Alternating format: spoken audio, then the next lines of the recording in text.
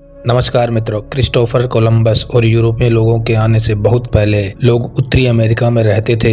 इन लोगों और संस्कृतियों को मूल अमेरिकी भारतीय कहा जाता है। किसी देश में सबसे पहले रहने वाले लोगों को स्वदेशी कहा जाता है। इसका अर्थ है कि वह मूल निवासी थे। मूल अमेरिकी, जिन्हें अमेरिकी भारतीय भी कहा जाता है। उत्तरी महाद्वीप, आज के संयुक्त राज्य अमेरिका और कनाडा के स्वदेशी लोग और संस्कृतियाँ हैं। चलिए उन्हीं के कुछ विचार सुनते हैं। धर्म उन लोगों के लिए है जो नरक में जाने से डरते हैं। अध्यात्म उनके लिए है जो पहले से ही वहाँ मौजूद हैं।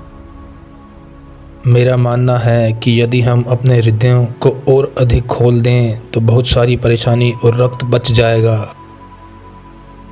उनके दादाजी ने उन्हें अक्सर कहा था कि उन्होंने पेड़ों को हिलाने की बहुत कोशिश की, जबकि एक बुद्धिमान व्यक्ति उनके चारों ओर चलेगा। दुनिया में सबसे खूबसूरत चीज़ एक दिल है जो बदल रहा है।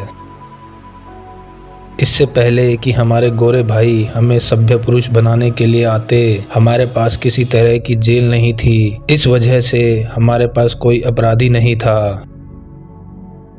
हमारे पास ना ताले थे ना चाबियां, और इसलिए हमारे बीच कोई चोर नहीं था। जब कोई इतना गरीब होता कि उसके पास घोड़ा, तंबू या कंबल नहीं होता, तो वह सब कुछ उपहार के रूप में प्राप्त करता।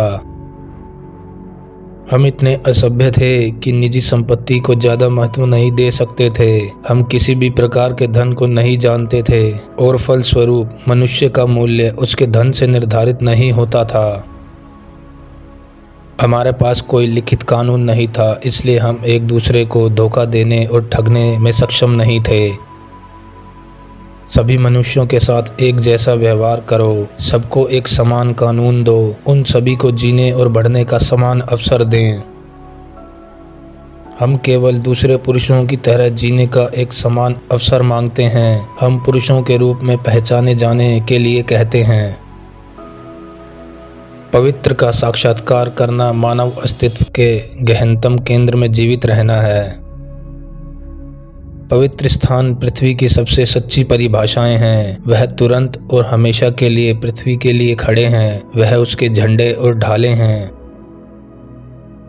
यदि आप पृथ्वी को वास्तव में और उसके बारे में जानना चाहते हैं तो इसे उसके पवित्र स्थानों के माध्यम से जानें।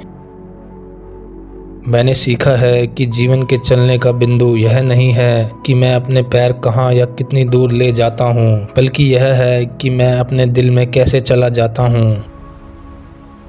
प्रकृति के बारे में सोचना शुरू करने का एक अच्छा तरीका है इसके बारे में बात करें, बल्कि उससे बात करो। नदियों से, झीलों से, हवाओं से, अपने रिश्तेदारों की तरह बात करो। अपने स्वयं के शब्दों और विचारों के साथ साथ दूसरों के विचारों पर ध्यान देना किसी भी व्यक्ति में एक सराहनीय गुण है, लेकिन एक नेता के लिए यह एक आवश्यकता है।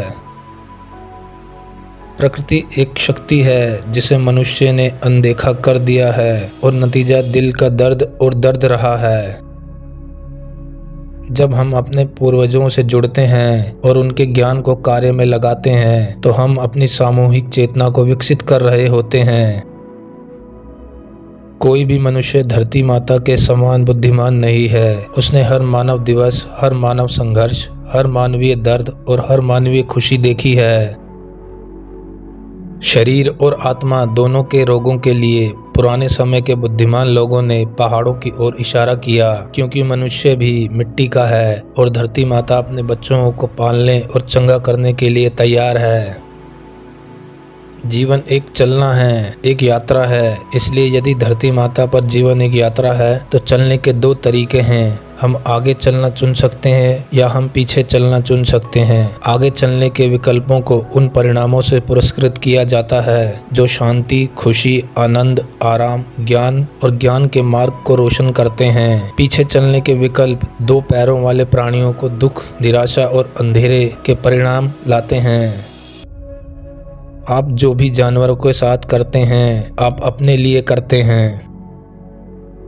चाहे हम अपने लोगों के बीच चलें या पहाड़ों के बीच अकेले, जीवन के चलने में खुशी इस बात पर निर्भर करती है कि हम अपने दिल में दूसरों के बारे में कैसा महसूस करते हैं। पर्यावरण के प्रति सम्मान और जो प्रकृति में स्वाभाविक रूप से घटित हो रहा था उसके लिए सम्मान, यही सभी मूल लोगों का आधार था। सद्भाव, सह अस्तित्व, विजय और विजय नहीं। हम चीज़ों को कैसे नाम देते हैं यह इस बात से जुड़ा है कि हम उन्हें कैसे देखते हैं। जब आप संदेह में हों तब भी शांत रहें और प्रतीक्षा करें। जब आपके लिए संदेह मौजूद नहीं है तो साहस के साथ आगे बढ़ें। यदि आप जानवरों से बात करेंगे तो वह आपसे बात करेंगे और आप एक दूसरे को जान पाएंगे। यदि आप उनसे बात नहीं करते हैं तो आप उन्हें नहीं जान पाएंगे और जो आप नहीं जानते हैं उससे आप डरेंगे। जो डरता है वह नष्ट कर देता है। मैंने देखा है कि किसी भी बड़े उपक्रम में एक आदमी के लिए केवल खुद पर निर्भर रहना ही काफ़ी नहीं है। महान आत्मा सभी चीज़ों में है। वह उस हवा में है जिसमें हम सांस लेते हैं। महान आत्मा हमारा पिता है लेकिन पृथ्वी हमारी माता है। वह हमारा पोषण करती है। जो हम जमीन में डालते हैं वह हमारे पास लौट आता है।